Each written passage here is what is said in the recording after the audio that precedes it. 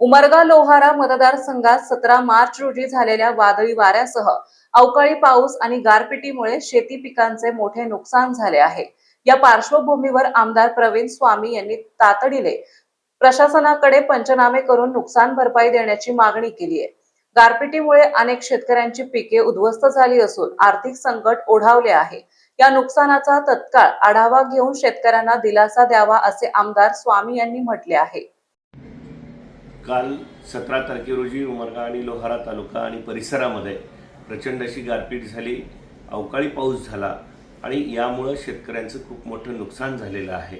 काढणीला आलेलं गहू, ज्वारी, केळी, द्राक्षाचं पीक, आंबे यांचं खूप मोठ्या प्रमाणामध्ये नुकसान झालेलं आहे।